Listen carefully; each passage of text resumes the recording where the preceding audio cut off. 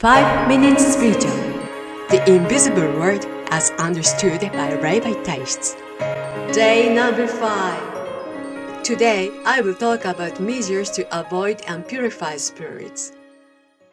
Just like how certain medications can improve the condition of those with allergies, like hay fever, there are ways to make this situation a bit better for those who are Reibai-taishitsu or spiritually sensitive. I will share my experience with you. Carrying an amulet or a lucky charm. You can avoid unpurified spirits by carrying an amulet or a lucky charm from the shrine or temple you believe in, such as your local guardian's deity's shrine or a place known for keeping bad things away.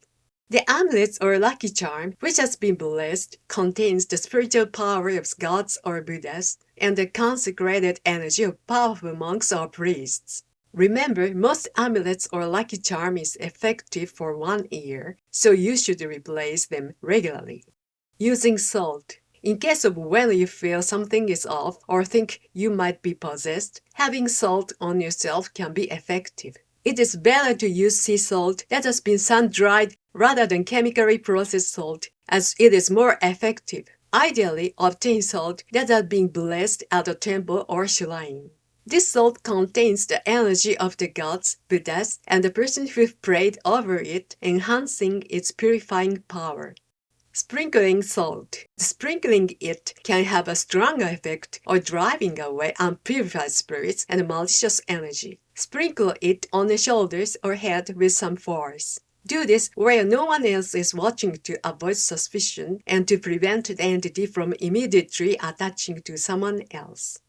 Carrying crystals. One of the other methods I use is carrying crystals. By holding crystals, I believe I am energetically adjusting and amplifying my natural aura and enhancing my ability to repel negative entities. The reason crystals have these powers is due to their chemical composition. Crystals are made of crystallized silicon dioxide. In the periodic table, silicon is directly below carbon. In the chemistry class, you might have learned that the virtually aligned elements in the periodic table have similar properties. About half of our body's composition, excluding water, is carbon. Since silicon is chemically similar to carbon, it is understandable that crystals could affect the human body. Not all crystals are equally effective. Their internal inclusions and cracks can affect their power, so it's best to obtain them from a trustworthy source based on how they feel to you. Consulting someone with spiritual abilities to check your aura when it possesses the crystal can be also beneficial. Using purifying incense called zuko. Zuko is a powder made from natural woods and herbs used for purification purposes.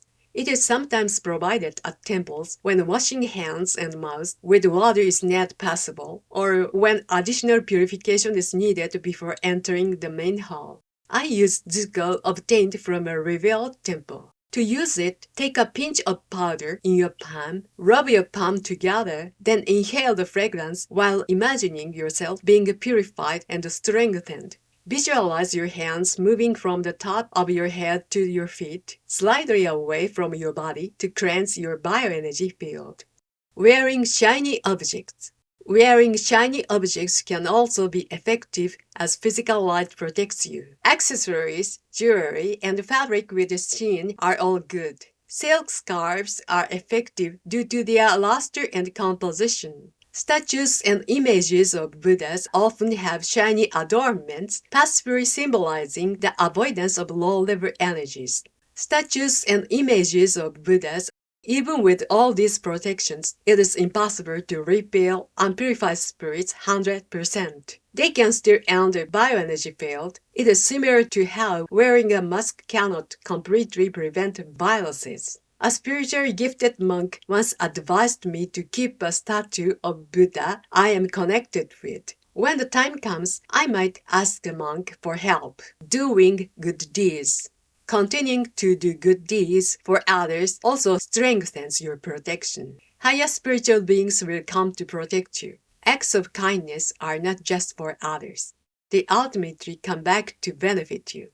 In the next session, I'll talk about the methods to get rid of unpurified spirits and the processes of exorcism and purification.